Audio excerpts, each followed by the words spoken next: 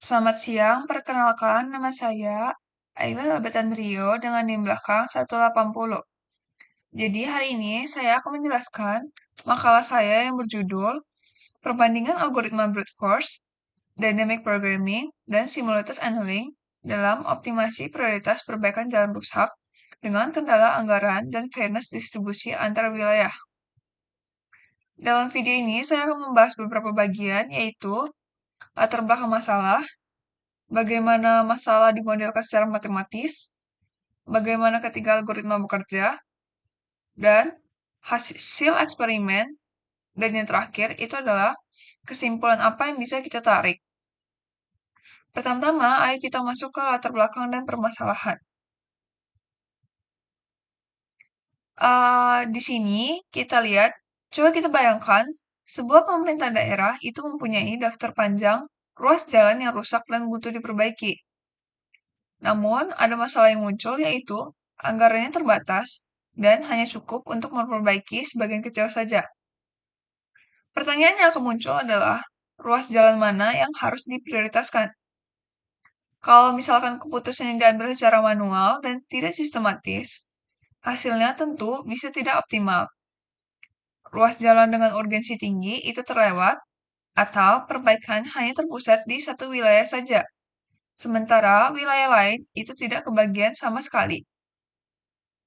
Nah, disinilah aspek fairness atau keadilan distribusi antar wilayah menjadi penting. Kita tidak hanya ingin memaksimalkan urgensi total perbaikan, tapi juga memastikan distribusi perbaikannya merata antar wilayah. Penelitian ini mencoba menyelesaikan masalah menggunakan 3 pendekatan algoritma, yaitu brute force, dynamic programming, dan simulated annealing, lalu membandingkan ketiganya. Ayo kita masuk ke pemodelan masalah. Pemodelan masalah di penelitian ini itu adalah masalahnya dimodelkan berdasarkan 01 knapsack problem yang diperluas dengan fairness constraint. Dalam model ini sendiri, setiap ruas jalan itu mempunyai 3 atribut, yaitu bisa dilihat di sini. Pertama-tama adalah biaya perbaikan atau yang disimbolkan WI, yang artinya berapa biaya yang dibutuhkan. Yang kedua adalah skor urgensi atau disimbolkan PI. Itu artinya seberapa mendesak ruas jalan itu diperbaiki. Dan yang terakhir adalah label wilayah atau RI. Itu artinya ruas jalan ini termasuk wilayah mana. Variabel keputusan XI sendiri itu bernilai 1 jika ruas jalan dipilih dan 0 jika tidak. Lalu jika kita lihat fungsi objektifnya adalah memaksimalkan total urgensi ditambah lambda dikali Jane Fairness Index. Dengan 2 kendala, yaitu kendala yang pertama adalah dilihat di persamaan 2 ini adalah total biaya tidak boleh melebihi anggaran B. Dan kendala kedua, yaitu di persamaan 2B adalah nilai Jane Fairness Index itu harus lebih besar sama dengan theta. Atau theta yang kita pakai di sini adalah bernilai 0,5. Jadi nilai Jane Fairness Index itu harus lebih besar sama dengan 0,5. Jane Fairness Index sendiri itu mengukur seberapa merata distribusi perbaikan antar wilayah. Nilainya itu adalah antara 0 sampai 1. Yang dimana semakin mendekati 1, semakin merata juga distribusinya. Pada penelitian ini, bobot fairness atau lambda yang saya pakai itu sebesar 10. Kenapa ini dipilih? Kita memilih 10 karena kontribusi fairness itu nyata, terasa dalam pemilihan solusi, tapi tidak mendominasi komponen urgensinya. Lalu, threshold minimum fairness atau theta itu bernilai 0,5 yang digunakan untuk mengeliminasi solusi yang terlalu terkonsentrasi di satu wilayah. Lalu kita masuk ke algoritma yang digunakan, yaitu pertama-tama ada brute force. Brute force sendiri itu adalah pendekatan yang paling sederhana, yaitu mencoba semua kemungkinan kombinasi ruas jalan, evaluasi setiap kombinasi, dan memilih yang terbaik. Dengan N ruas jalan, maka jumlah kombinasi yang diperiksa adalah 2 pangkat N. Ini menjamin solusi yang ditemukan adalah optimal, namun harganya tentu mahal. Kompleksitasnya itu eksponensial. Untuk N sama dengan 20 saja, sudah ada lebih dari 1 juta kombinasi yang harus diperiksa. Karena itu, brute force dalam penelitian ini hanya digunakan untuk N lebih kecil sama dengan 20 dan fungsinya sebagai baseline atau pembanding untuk mengukur berapa baik algoritma lain. Lalu kita masuk ke dynamic programming. Dynamic programming ini memecah masalah besar menjadi sub-masalah yang lebih kecil dan menyimpan hasilnya agar tidak dihitung ulang. Prinsip ini sebenarnya disebut memoization. Untuk knapsack problem, DP atau dynamic programming itu membangun tabel berukuran N ditambah 1 dikali B tambah 1, di mana setiap sel DP dengan indeks IB itu menyimpan total urgensi terbaik menggunakan I item pertama dengan budget B. Kompleksitasnya sendiri itu adalah big O N kali B, yang jauh lebih efisien dari brute force. Satu catatan penting yang harus kita catat adalah di penelitian ini, karena Gene Fairness Index itu bersifat non-separable, atau itu nilainya bergantung pada keseluruhan kombinasi solusi dan tidak bisa didekomposisi per item, maka DP atau Dynamic Programming menggunakan pendekatan 2 tahap, yaitu optimasi urgensi dulu, baru Gene Fairness Index itu dihitung di akhir dari solusi yang terbentuk. Lalu, algoritma terakhir adalah simulated annealing. Simulated annealing ini terinspirasi dari proses pendinginan logam. Algoritma ini mulai dari suatu solusi awal, lalu secara iteratif mencoba perubahan kecil. Dalam kasus ini, membalik status satu ruas jalan dari dipilih ke tidak dipilih, ataupun sebaliknya.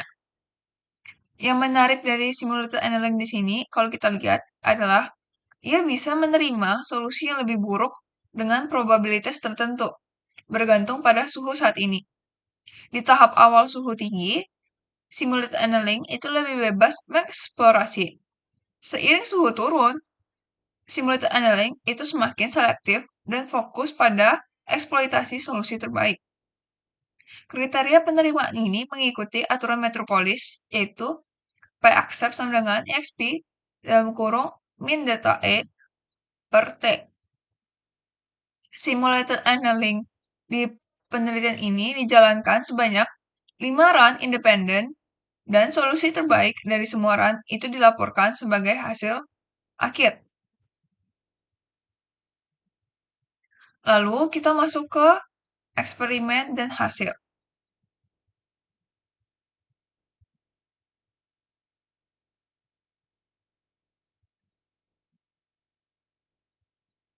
Eksperimen yang dilakukan di dalam penelitian ini dilakukan pada 4 ukuran dataset, yaitu N sama dengan 10, 15,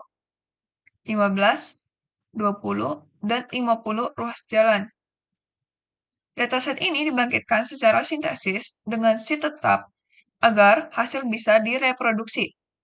Anggaran ditetapkan 40% dari total biaya seluruh ruas jalan.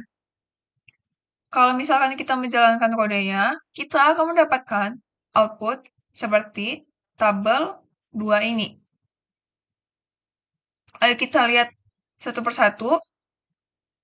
Kita lihat di sini, kualitas solusi itu digambarkan di grafik berikut. Pada N10 dan N15, ketiga algoritma itu sebenarnya menghasilkan nilai objektif yang sama persis. Ini menunjukkan bahwa DP atau Dynamic Programming dan SA atau Simulated Annealing mampu menemukan solusi optimal seperti brute force pada ukuran masalah kecil. Perbedaannya itu sendiri mulai muncul di N sama dengan 20, yang dimana DP atau Dynamic Programming itu menghasilkan nilai 81,67 dengan gap 1,40% dari brute force. Sementara SA atau Simulated Annealing itu tetap menghasilkan nilai yang sama dengan brute force yaitu 82,83. Kenapa Simulated Annealing itu lebih baik dari DP atau Dynamic Programming di sini? Karena sebenarnya DP itu mengoptimalkan urgensi secara terpisah dari fairness. Yang artinya, akibat sifat non-separable Gen Fairness Index tadi, itu Simulated Annealing justru mengevaluasi fungsi objektif gabungan secara langsung di setiap iterasi, sehingga mampu menemukan solusi yang lebih baik secara keseluruhan. Nah, kalau pada N sama dengan 50, Dynamic Programming itu tuh menghasilkan nilai objektif 183,54, sedikit di atas Simulated Annealing yang menghasilkan 181,71. Lalu kita bisa masuk dari sisi waktu komputasi. Jadi kita akan melihat perbedaan yang sangat mencolok di bagian waktu komputasi ini. Brute force itu, kalau kita lihat dari grafik, dari 2,6 milisecond di N sama dengan 10 akan melonjak ke 6,877 milisecond di N sama dengan 20. Pertumbuhan eksponensial ini yang membuat brute force itu tidak praktis untuk ukuran besar. Nah, kalau untuk dynamic programming sendiri, kita lihat sangat efisien di sini. Karena hanya 0,47 milisecond di N sama dengan 10 dan 8,7 milisecond di N sama dengan 50. Kalau kita lihat, itu skalabilitasnya sangat baik. Sedangkan kalau kita lihat, simulated annealing itu membutuhkan waktu sangat besar, yaitu 4.330 milisecond sampai 9.080 milisecond, yang dimana itu lebih lama dari dynamic programming, karena proses eksplorasi iteratifnya, tapi tetap jauh lebih dapat diprediksi dibandingkan brute force. Lalu kita bisa lihat penelitian dari sisi nilai Gen Fairness Index. Itu kalau kita lihat di grafik sini, pada N10 dan 15, ketiga algoritma itu sebenarnya menghasilkan nilai JFI yang sama. Pada N sama dengan 20, Dynamic Programming menghasilkan JFI sama dengan 0,667, yang dimana itu lebih rendah dari brute force dan simulated annealing, yang sama-sama mencapai 0,7826.